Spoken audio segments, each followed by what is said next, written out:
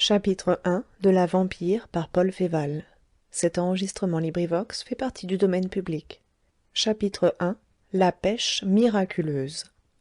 Le commencement du siècle où nous sommes fut beaucoup plus légendaire qu'on ne le croit généralement. Et je ne parle pas ici de cette immense légende de nos gloires militaires, dont le sang républicain écrivit les premières pages au bruit triomphant de la fanfare marseillaise qui déroula ses chants à travers l'éblouissement de l'Empire et noya sa dernière strophe, un cri splendide, dans le grand deuil de Waterloo. Je parle de la légende des conteurs, des récits qui endorment ou passionnent la veillée, des choses poétiques, bizarres, surnaturelles, dont le scepticisme du XVIIIe siècle avait essayé de faire table nette. Souvenons-nous que l'empereur Napoléon Ier aimait à la folie les brouillards rêveurs d'Ossian passés par M. Baour au tamis académique. C'est la légende guindée, roidie par l'empois, mais c'est toujours la légende. Et souvenons-nous aussi que le roi légitime des pays légendaires, Walter Scott, avait 30 ans quand le siècle naquit. Anne Radcliffe, la sombre mère de tant de mystères et de tant de terreurs, était alors dans tout l'éclat de cette vogue qui donna le frisson à l'Europe. On courait après la peur, on recherchait le ténébreux. Tel livre sans queue ni tête obtenait un frénétique succès rien que par la description d'une oubliette à ressort, d'un cimetière peuplé de fantômes à l'heure où l'airain sonne 12 fois, ou d'un confessionnal à double fond bourré d'impossibilités horribles et lubriques. C'était la mode. On faisait à ces fadaises une toilette de grands mots, appartenant spécialement à cette époque solennelle. On mettait le tout comme une purée sous le héros, cuit à point, qui était un cœur vertueux, une âme sensible, daignant croire au souverain maître de l'univers et aimant à voir lever l'aurore. Le contraste de ces confitures philosophiques et de ces sépulcrales abominations formait un plat hybride, peu comestible, mais d'un goût étrange qui plaisait à ces jolies dames, vêtues si drôlement, avec des bagues aux orteils, la ceinture au-dessus du sein, la hanche dans un fourreau de parapluie, et la tête sous une gigantesque feuille de chicorée. Paris a toujours adoré d'ailleurs les contes à dormir debout, qui lui procurent la délicieuse sensation de la chair de poule. Quand Paris était encore tout petit, il avait déjà nombre d'histoires à faire frémir, depuis la coupable association formée entre le barbier et le pâtissier de la rue des Marmousets, pour le débit des vols au vent de gentilshommes, jusqu'à la boucherie galante de la maison du cul-de-sac Saint-Benoît, dont les murs démolis avaient plus d'ossements humains que de pierre. Et depuis si longtemps, à cet égard, Paris a peu changé. Au premier mois de l'année 1804, il y avait dans Paris une vague et lugubre rumeur, née de ce fait que des pêches miraculeuses avaient lieu depuis quelque temps à la pointe orientale de l'île Saint-Louis, en tournant un peu vers le sud-est, non loin de l'endroit où les bains petits réunissent aujourd'hui, dans les mois d'été, l'élite des tritons parisiens. C'est chose rare qu'un banc de poissons dans Paris. Tant d'hameçons, tant de nasses, tant d'engins divers sont cachés sous l'eau entre Bercy et Grenelle, que les goujons seuls, d'ordinaire, et les imprudents barbillons, se hasardent dans ce parcours semé de périls. Vous n'y trouveriez ni une carpe, ni une tanche, ni une perche, et si parfois un brochet s'y engage, c'est que ce requin d'eau douce a le caractère tout particulièrement aventureux. Aussi la gent pêcheuse faisait-elle grand bruit de l'aubaine envoyée par la Providence aux citoyens amateurs de la ligne, de l'épervier et du carrelet. Sur un parcours d'une centaine de pas depuis l'égout de Bretonvilliers jusqu'au quai de la Tournelle, tout le long du quai de Béthune, vous auriez vu, tant que le jour durait, une file de vrais croyants, immobiles et silencieux, tenant la ligne et suivant d'un œil inquiet le bouchon flottant au fil de l'eau. Dire que tout le monde emplissait son panier serait une imposture. Les bancs de poissons, à Paris, ne ressemblent à ceux de nos côtes. Mais il est certain que çà et là un heureux gaillard piquait un gros brochet ou un barbillon de taille inusitée. Les goujons abondaient, les chevaignes tournoyaient à fleur d'eau, et l'on voyait glisser dans l'onde trouble ces reflets pourpres qui annoncent la présence du gardon.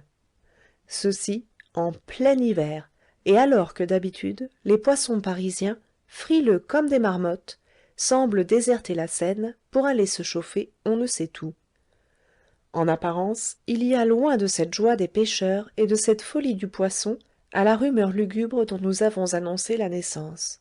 Mais Paris est un raisonneur de première force.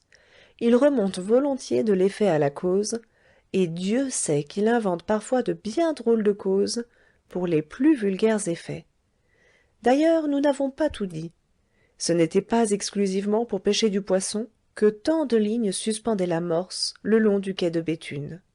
Parmi les pêcheurs de profession ou d'habitude qui venaient là chaque jour, il y avait nombre de profanes, gens d'aventure et d'imagination qui visaient à une toute autre proie. Le Pérou était passé de mode, et l'on n'avait pas encore inventé la Californie. Les pauvres diables qui courent après la fortune ne savaient trop où donner de la tête et cherchaient leur vie au hasard.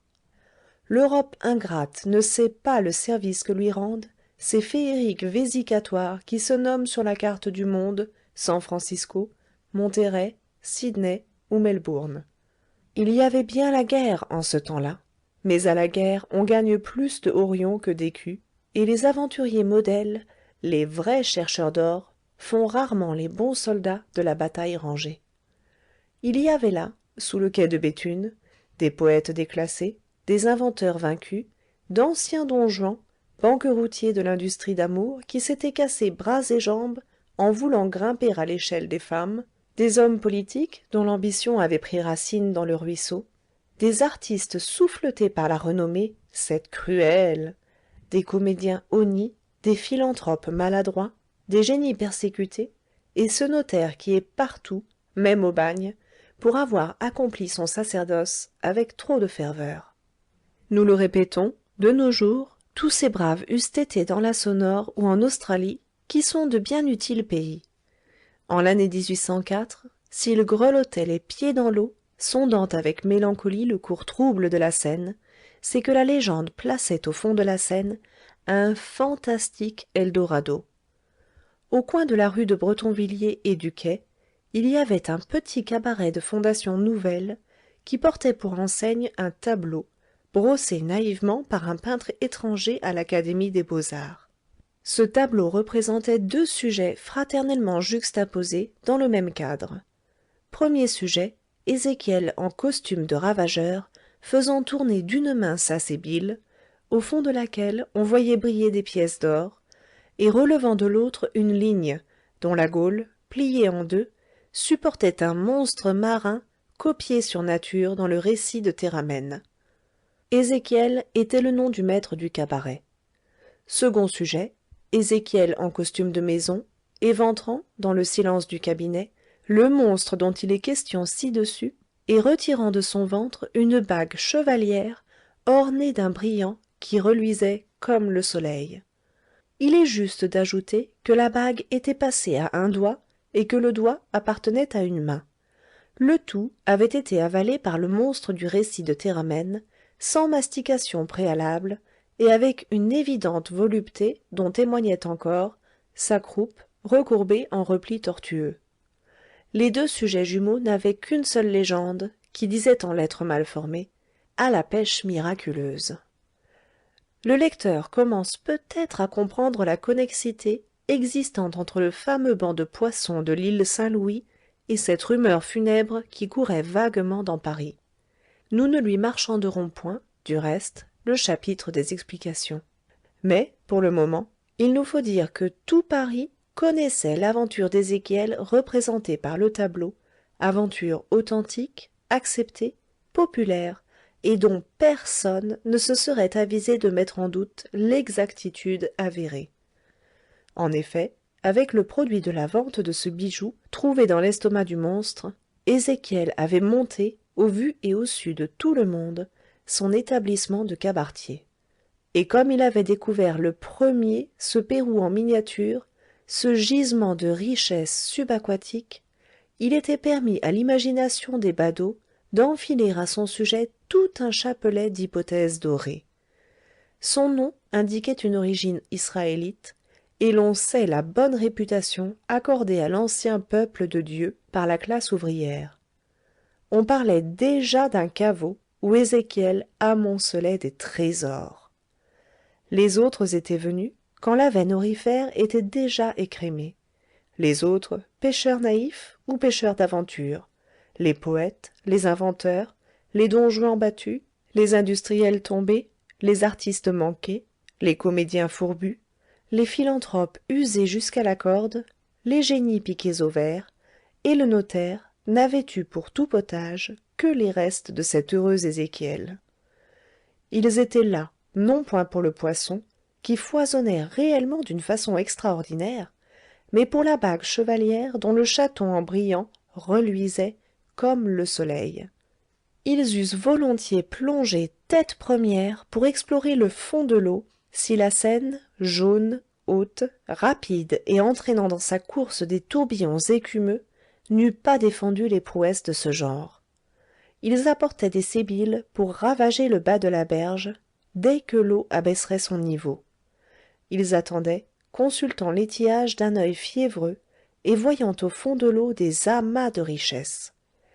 Ézéchiel, assis à son comptoir, leur vendait de l'eau-de-vie et les entretenait avec soin dans cette opinion qui achalandait son cabaret. Il était éloquent, cet Ézéchiel, et racontait volontiers que la nuit, au clair de la lune, il avait vu, de ses yeux, des poissons qui se disputaient des lambeaux de chair humaine à la surface de l'eau.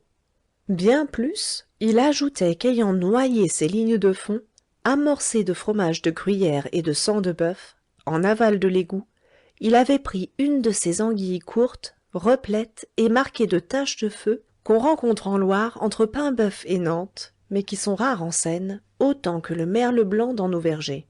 Une lamproie, ce poisson cannibale, que les patriciens de Rome nourrissaient avec de la chair d'esclave. D'où venait l'abondante et mystérieuse pâture qui attirait tant d'hôtes voraces précisément en ce lieu? Cette question était posée 1000 fois, tous les jours, les réponses ne manquaient point. Il y en avait de toutes couleurs. Seulement, aucune n'était vraisemblable, ni bonne. Cependant, le cabaret de la pêche miraculeuse et son maître Ézéchiel prospéraient. L'enseigne faisait fortune comme presque toutes les choses à double entente. Elle flattait à la fois, en effet, les pêcheurs sérieux, les pêcheurs de poissons, et cette autre catégorie plus nombreuse, les pêcheurs de chimères, poètes, peintres, comédiens, trouveurs, industriels, bourreaux de femmes en disponibilité, et le notaire. Chacun de ceux-là espérait à tout instant qu'un solitaire de 1000 louis allait s'accrocher à son hameçon. Et vis-à-vis de la rangée des pêcheurs, il y avait, de l'autre côté de la rivière, une rangée de badauds qui regardaient de tous leurs yeux. Les cancans allaient et venaient, les commentaires se croisaient, on fabriquait là assez de bourdes pour désaltérer tout Paris, incessamment altéré de choses vraies qui n'ont pas le sens commun. Je dis choses vraies parce que, soyez bien persuadés de cela, sous toute rumeur populaire, si absurde qu'elle puisse paraître, un fait réel se cache toujours. L'opinion la plus accréditée, sinon la plus vraisemblable, se résumait en un mot qui sollicitait énergiquement les imaginations et valait à lui seul 2 ou 3 des plus ténébreux livres de Madame Anne Radcliffe. Ce mot était plus sombre que le titre fameux, le confessionnal des pénitents noirs. Ce mot était plus mystérieux que les mystères du château des Pyrénées, que les mystères d'Udolphe et que les mystères de la caverne des Apennins. Il sonnait le glas, il flairait la tombe. Ce mot, sincèrement appétissant pour les esprits inquiets, curieux, avides, pour les femmes, pour les jeunes gens, pour tous les curieux de terreur et d'horreur, c'était là vampire. Notre éducation au sujet de ces funèbres pages du merveilleux en deuil a peu marché depuis lors. On a bien écrit quelques-uns de ces livres, qui dissertent sans expliquer, qui compilent sans condenser, et qui relient en de gros volumes le pâle ennui de leurs pages didactiques, mais il semblerait que les savants eux-mêmes, ces braves de la pensée, abordent avec un esprit troublé les redoutables questions de démonologie. Parmi eux, les croyants ont un peu physionomie de maniaques, et les incrédules restent mouillés de cette sueur froide, le doute, qui communique à coup sûr l'ennui contagieux. Je cherche, et je ne trouve pas dans mes souvenirs d'enfant le titre du prodigieux bouquin qui prononça pour la première fois à mes yeux le mot vampire. Ce n'était pas un décourageant article de revue, ce n'était pas une tranche de ce pain banal qu'on émiette dans les dictionnaires, c'était un pauvre conte allemand plein de sève et de fougue sous sa toilette de naïveté empesée. Il racontait bonnement, presque timidement, des histoires si sauvages que j'en ai encore le cœur serré. Je me souviens qu'il était en 3 petits volumes et qu'il y avait une gravure en taille-douce à la tête de chaque tome. Elle ne valait pas un prix fou, mais Seigneur Dieu, comme elle faisait frémir! La première gravure, en taille-douce, calme et paisible comme le prologue de tout grand poème, représentait, j'allais dire Faust et Marguerite à leur première rencontre. Il n'y avait rien là qu'un jeune homme regardant une jeune fille, et cela vous mettait du froid dans les veines, tant Marguerite subissait manifestement le magnétisme fatal qui jaillissait en gerbes invisibles de la prunelle de Faust. Pourquoi ne garderions-nous pas ces noms, Faust et Marguerite?